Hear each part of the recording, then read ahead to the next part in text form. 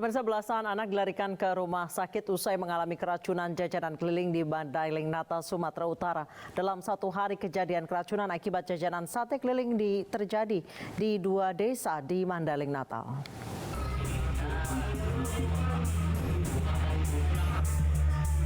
Sebanyak 13 orang anak dan 1 orang dewasa dilarikan ke RSUD Penyambungan Mandailing Natal, Sumatera Utara setelah mengalami keracunan. Diduga mereka keracunan usai menyantap jajanan sate keliling.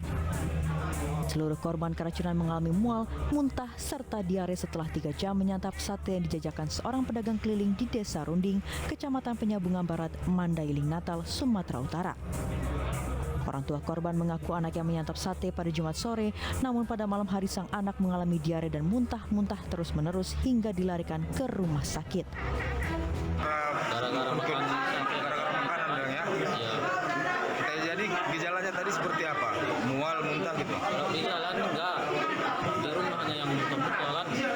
Kalau di jalan udah ini muntah-muntah lagi. Jadi kondisinya sekarang Bang sudah mulai membaik ya? Iya.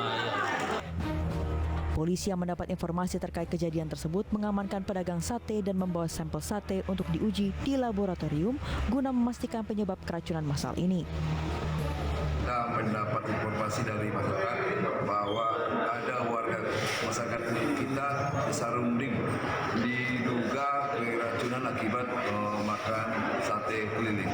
Untuk sementara ini korban yang sudah di rumah sakit ada sekitar 14 orang dan rencana kita dari pihak kepolisian kita akan mengambil sampel ya, daripada sate tersebut termasuk juga mungkin penjual daripada sate tersebut.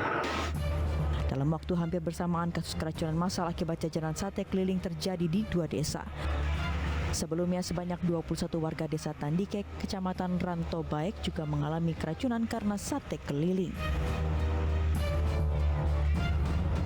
Menteri Kesehatan Budi Gunadi Sadikin menolak status KLB pada kasus gagal ginjal akut misterius, mengingat penyakit tersebut bukanlah penyakit menular dan telah ditemukan obatnya.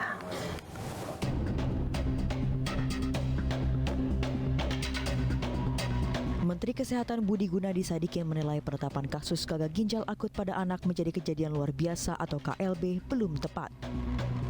Menurut Menkes Budi Gunadi Sadikin, penetapan status KLB hanya untuk penyakit menular, sementara kasus gagal ginjal akut tidak termasuk kategori tersebut.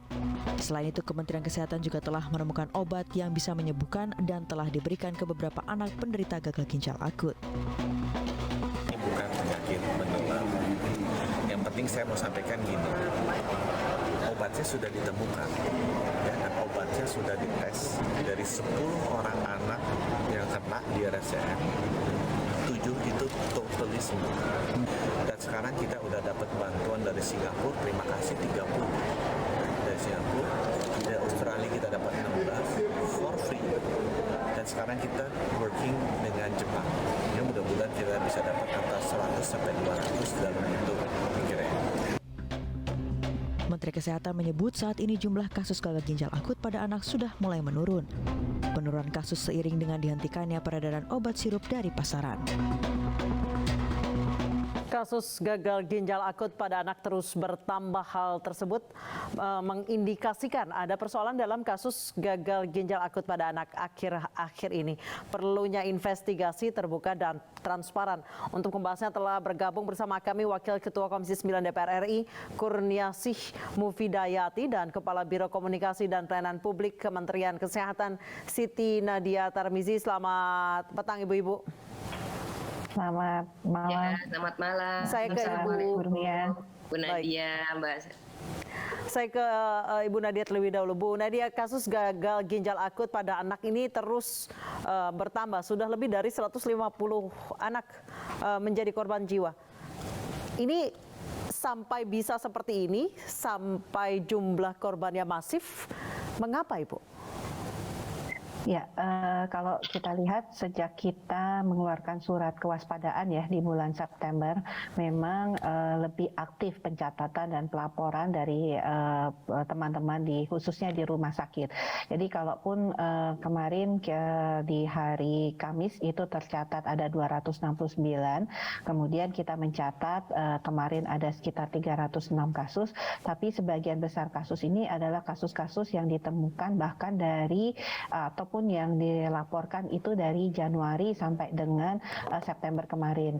Nah, walaupun ada penambahan kasus, tapi terus kita verifikasi dulu karena kalau periode kejadiannya itu dari Januari sampai dengan Juli, itu kemungkinan besar bukan gangguan ginjal akut seperti yang kita temui. Tetapi kalau kita melihat memang penambahan ini terutama karena keaktifan surveillance sehingga hampir semua gangguan atau gagal ginjal akut yang ditemukan itu dilaporkan. Baik, Ibu Nadia, dari angka 300 ini berarti sejak Januari sampai September ya? Kalau angka yang 306 ini kita melihat bahwa ini angka yang dilaporkan antara Januari sampai dengan September, sampai dengan Oktober, mohon maaf. Baik, sampai dengan Oktober itu paling masif pasien di bulan apa, Ibu? Kalau kita lihat ya sebenarnya angka 306 itu sebagian besar didominasi di bulan Agustus dan kemudian terjadi peningkatan yang cukup tinggi di September dan Oktober ini. Oktober terutama kalau kita melihat ada sekitar 141 kasus yang dilaporkan. Baik, saya ke Ibu Kurniasi. Ibu Kurniasi, ini sampai saat ini belum ada pihak yang mampu bertanggung jawab dari Kemenkes, dari BPOM, begitu pula dengan produsen obat yang akhirnya menyalahkan distributor bahan. Ini sebenarnya siapa yang harus tanggung jawab, Bu? Siapa yang harus maju? Jika semuanya lempar-lemparan gini, masyarakat kan yang bingung, ibu-ibu yang bingung. Iya. Yang pertama tentu ini satu keprihatinan yang sangat tinggi ya Mbak, karena terjadi pasca pandemi COVID-19 yang kemarin kita baru saja selesai, belum selesai lah ibaratnya, tapi sudah menurun sangat drastis, tapi kemudian muncul kasus ginjal akut pada usia anak, dan ini sudah ada korban jiwa di dalamnya, sehingga harusnya memang ada investigasi yang dilakukan. Kalaupun ada obat-obatan yang sudah ditemukan, ini tidak berarti kemudian dianggap selesai penyebab dari terjadinya ginjal akut ini. Apapun kita selalu berorientasi kepada preventif kan, dalam sistem kesehatan kita berusaha untuk preventif lebih baik. Karenanya untuk mencegah terjadinya kasus ini terulang ataupun lebih buruk lagi, perlu ada investigasi apa sebenarnya penyebabnya, dan di dalam penyebab inilah nanti akan ketahuan apakah ada kelalaian atau karena memang benar-benar kejadian yang tidak diprediksi ataupun tanpa kesengajaan dan tanpa kelalaian atau apa ya, situasinya nanti akan ketahuan ataupun akan lebih jelas lagi dengan evidence base, artinya dengan bukti investigasi, karena segala sesuatu kita harus berbasis kepada data-data yang ditemukan. Karenanya kami mendorong dilakukannya investigasi secara intensif dan secara cepat, yang mungkin lebih baik dilakukan oleh tim independen, apakah itu Ikatan Dokter Anak ya, dan setahu saya memang sudah dibentuk ya, kayak RSCM sendiri sudah handling permasalahan ini, dan juga Ikatan Dokter Anak juga sudah mulai melakukan analisis dan juga sebab-sebabnya.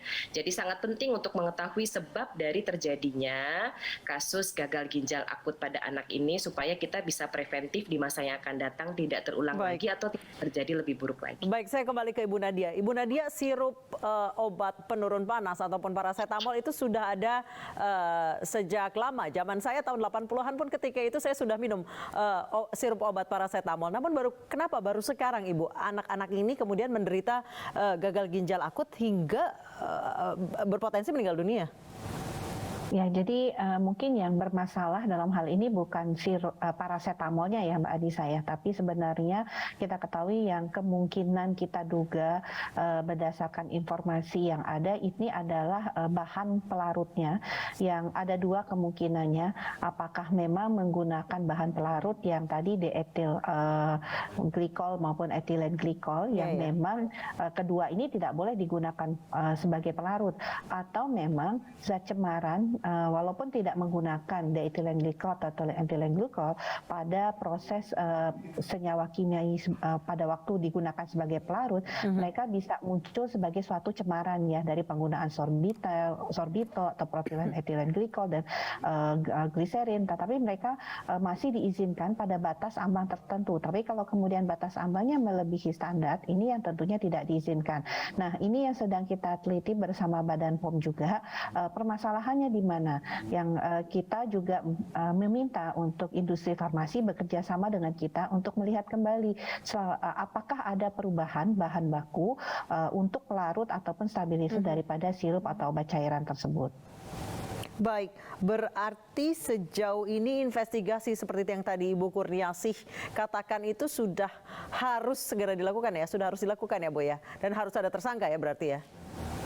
Sudah mulai kita jalankan, tapi memang kan tidak mudah ya, karena memang kalau kita lihat harus diyakini dulu apakah ada hubungan satu-satunya dari misalnya kita menemukan kadar ethylene glycol di darah dan air seni anak-anak yang menderita gangguan ginjal akut progresif atipikal ini dengan misalnya kadar ethylene glycol ataupun diethylene glycol yang kita temukan pada obat. Nah, ini memang proses untuk mencari hubungan sebab akibatnya sesuai dengan metodologi ini juga sudah atau sedang dilakukan oleh tentunya para ahli ya, yaitu ahli epidemiologi, farmakologi, dan juga klinisi. Baik, saya kembali ke Ibu Kurniasih. Kalau dari DPR RI sendiri apa yang ingin dikejar dari munculnya kasus ini? Korban jiwanya sudah terlalu banyak, lebih dari 150 anak? Ya, Mbak. Jadi karena ini kasusnya sudah menimbulkan korban jiwa, ini adalah persoalan yang serius menurut kami, dan insya Allah hari Rabu kita akan melakukan rapat ya dengan semua stakeholder yang terkait, karena kita sudah akan mulai masuk masa sidang, dan pasti yang pertama akan kita tanyakan adalah penyebabnya ini harus sudah jelas. Karena kan kalau dari Januari sampai dengan Oktober, let's say ya, walaupun nanti angkanya pasti akan bervariasi, tapi kan harusnya sudah dilakukan kajian mendalam apa sebenarnya penyebab dari terjadinya kematian ataupun kasus yang menimbulkan kematian pada anak-anak yang mengalami gagal ginjal akut ini. Kemudian kita juga melakukan menyampaikan pertanyaan yang sangat mendalam juga. Kalau memang penyebabnya adalah obat, apakah itu sirup atau kalet ya something gitu ya, zat tertentu. Pertanyaan simpelnya dari orang awam seperti saya gitu ya Mbak, yang mungkin juga seperti Mbak Nista itu, kemana aja pengawasannya selama ini? Itu dia. Kemana aja? Itu aja sih simple questionnya gitu. Kalau memang baru ditemukan sekarang, pengawasan kemarin berarti kemana aja, terus ini harus kita perbaiki ke depan dan kita evaluasi, mudah-mudahan bisa ada SOP yang lebih baik lagi, ada satu prosedur yang lebih ketat lagi di dalam pengawasan dan di dalam memberikan izin edar. Karena kan setahu saya dalam memberikan izin edar itu nggak simpel ya, banyak proses yang sudah dilakukan, kajian klinis, uji klinisnya, kajian mendalamnya pasti sudah dilakukan. Nah ini memang dalam hal ini BPOM bertanggung jawab untuk bisa menjelaskan kenapa kok bisa ada kasus misalnya yang disebabkan karena obat. Tapi kan kita sendiri masih dalam proses menunggu hasil kajian ataupun pengumpulan data yang tadi disampaikan oleh Bu Nadia. Jadi kita belum bisa menjustifikasi juga ya ini siapa yang paling bertanggung jawab. Karena semua harus evidence based ya, semua harus berbasis data kalau menurut saya sih tetap. Ibu Nadia, pertanyaan saya sama Ibu Kurniasih, kemana aja Bu? Ya, pertama sebenarnya kalau kita lihat kan dari Januari sampai dengan Juli lah ya, itu kasus itu 1 sampai 5. Ini sebenarnya gambarannya kurang lebih sama kalau kita lihat gambaran di tahun-tahun sebelumnya. Tapi justru di bulan September kita melihat pada waktu penutupan ya pelaporan di bulan Agustus, kita melihat ada angka 36. Nah, sebenarnya Kementerian Kesehatan dan tentunya mencek kembali ini kasus-kasus ini ke rumah sakit ada apa outcome-nya, karena yang disampaikan kepada kami kan jumlah kasus ya, sementara outcome daripada pasien tersebut apakah. Ibu Nadia, kasus gagal ginjal akut ini dilaporkan ke Kemenkes sejak bulan apa Bu? Dari Januari. Sejak Januari berarti ya, ada sudah ada. laporan itu ada ya. Tapi kenapa EG, DG itu baru ketahuan sekarang dan baru kemudian obat-obatan ini baru kemudian ditarik sekarang-sekarang ini, Bu? Ya, ini kan adalah suatu proses ya, karena ini suatu penyakit baru ya. Sama di mana-mana suatu penyakit baru itu kita tidak bisa langsung menentukan. Pikiran pertama kita adalah disebabkan oleh infeksi, virus, bakteri, jamur. Tapi kemudian tidak ada gambaran yang khas. Diberikan berbagai macam jenis pengobatan, ternyata angka kematiannya masih sangat tinggi. Oleh karena itu kemudian kita mencoba membuka dialog, diskusi dengan para ilmuwan lain termasuk CDC dan WHO, dan didapatkan salah satu informasinya, gambarannya sama seperti yang terjadi di Gambia. 5 Oktober WHO memastikan dengan adanya surat yang dikeluarkan oleh WHO terkait 4 jenis obat yang kemudian berhubungan dengan adanya zat toksik ethylene glycol, diethylene glycol yang menyebabkan gangguan ginjal. Itu kemudian kita mengarahkan juga pemeriksaan terkait dengan anak-anak yang mengalami gangguan ini ke arah zat yang toksik tadi, dan kita dapatkan 20 dari 7 anak itu positif ethylene glycol. Baik, saya ke Ibu Kurniasi. Ibu Kurniasi, DPR ada rencana langkah-langkah seperti pansus gitu, Bu? Ya, kita pertama pasti akan RDP dulu ya, karena sudah masa reses ini kita harus mendengar keterangan dulu dari Kementerian Kesehatan dan BPOM.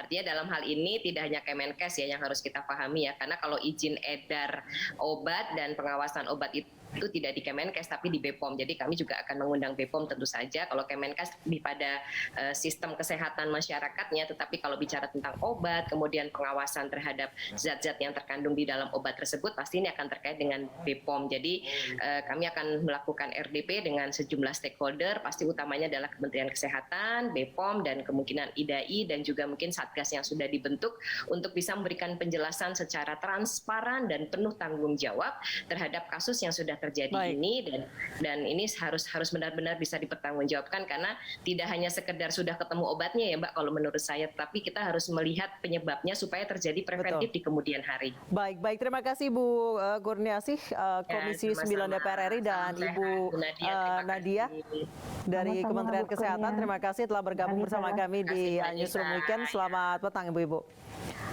Pemirsa, sejak diresmikan beberapa pekan lalu, anjungan halte Bundaran Hotel Indonesia kerap dipenuhi warga ibu kota Jakarta dan sekitarnya. Informasi selengkapnya usai jeda.